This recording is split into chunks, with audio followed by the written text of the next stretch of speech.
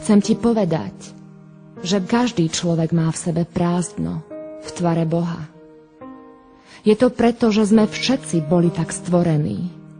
Boli sme predurčení byť s ním a žiť naveky v jeho prítomnosti. Je však aj taká pravda, že každý človek si svoje srdce naplňa inak. Niektorí ľudia hľadajú slávu, iní zas peniaze. Niekto má rád priateľov a dobré žúry. Niekto sa venuje vede a iný zas športu. Sú ľudia, ktorí majú radi dobré jedlo. Niektorí televízor a iní sú zas otrokmi svojej práce. Mnohí ľudia sa snažia po celý život niečo obrovské vytvoriť. Napríklad postaviť dom, vybudovať veľkú firmu, alebo skrátka vytvoriť niečo výnimočné. Vieš, je veľa foriem a je mnoho ciest. Je veľa spôsobov, ako naplniť svoje prázdno a ako prekričať ten hlas, ktorý ťa neustále volá. Chcem ti povedať, že Boh naozaj existuje a že je živý a reálny. Je teraz blízko teba a môžeš počuť jeho hlas. Ten hlas ti dnes hovorí: ľúbim ťa, si môj. Boh ťa naozaj dnes volá a chce sa ťa v tejto chvíli určite dotknúť. Vieš, náš život nie je len o náhlení sa a o odpočinku. Náš život nie je len o tom, že noc sa strieda s dňom a že zajtra zase musíme prežiť ďalší z mnohých nudných dní. Existuje viac, ako len prežívať svoj život. Boh ti môže dať všetko, čo potrebuješ a všetko, čo hľadáš. On ťa dokonale pozná a jedine on môže úplne naplniť tvoje srdce a nebude tam viac prázdno. Už nemusíš byť sám. Prosím, nebuď neopatrný a počuj ten hlas, ktorý ťa neustále volá. Sám Boh ťa dnes volá. Ježiš je blízko teba a dotýka sa ťa práve teraz. Boh je naozaj živý. Nie je to len mŕtva socha alebo symbol nejakého náboženstva. Ježiš chce byť tvojim priateľom. Je tak reálny ako predmety, ktoré teraz vidíš. Poď k nemu a on naplní tvoju bytosť istotou. Boh ti dnes ponúka svoj pokoj výmenou za tvoj strach.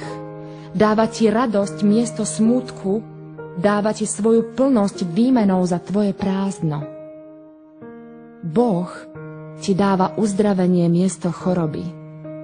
Teraz je ten čas, kedy sa môžeš s ním osobne stretnúť. Pred 2000 rokmi žil na zemi človek, ktorý sa volal Ježiš Kristus. Bol synom človeka, no zároveň bol synom živého Boha. Prišiel na tento svet, žil na tomto svete, ale nebol z tohto sveta. Urobil mnoho zázrakov a divov, slúžil zástupom ľudí, no zároveň ich vyučoval, ako správne žiť. Vždy som si priala žiť pred 2000 rokmi. Dokonca som sa hnevala na to, že iní ľudia mali vtedy šancu stretnúť sa osobne s Kristom a ja nie. Hovorila som si, prečo? Prečo som sa narodila až tak neskoro? Prečo nie vtedy? Bola som určitý čas toho veľmi sklamaná. Avšak neskôr som všetko pochopila. Raz som bola na jednej evangelizácii a vtedy tam kázal človek, ktorý povedal, že Ježiš nezomrel, ale že žije, pretože sám Boh ho vzkriesil z mŕtvych a vtedy sa to stalo. Boh sa ma vtedy dotkol a ja som zacítila jeho prítomnosť. Hovorím ti dnes, môžeš sa s Ježišom osobne stretnúť. Možno nie fyzicky, ale určite v duchu. Pred 2000 rokmi Ježiš trpel za všetkých ľudí a jeho smrť na kríži nás oslobodila od jarma hriechu a smrti. To, čo cítiš práve teraz, je jeho zjavená Božia prítomnosť. Ježišova krv, vyliata za nás, nám umožnila stať sa synmi a dcérami živého Boha. Všetci sme stvorenia Božie. Avšak synovia a dcéry Božie sú tí, ktorí prijali Pána Ježiša Krista do svojho srdca ako svojho Pána a Spasiteľa. Vieš, Boh tak miloval svet, že svojho jednorodeného syna dal, aby každý, kto v neho verí, nezahynul, ale mal život večný. Všetci ľudia zhrešili. Každý človek aspoň raz v živote zhrešil. Ja viem a naozaj to poznám, že existuje východisko. Biblia hovorí, že pokiaľ svojim srdcom uveríš a svojimi ústami vyznáš, že Ježiš Kristus je Pán, budeš žiť.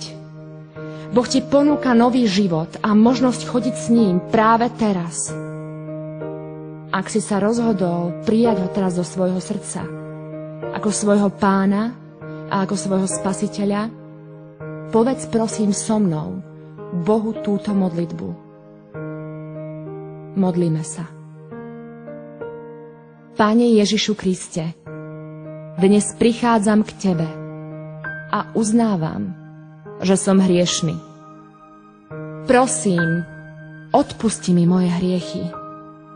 Prosím, očisti ma práve teraz. Ja verím, že Ty si Syn Boží. Ja verím, že si zomrel za mňa na kríži. Prosím, dotkni sa ma práve teraz. Prijímam ťa do svojho srdca ako môjho Pána a môjho Spasiteľa. Odteraz chcem chodiť stále s Tebou. Amen.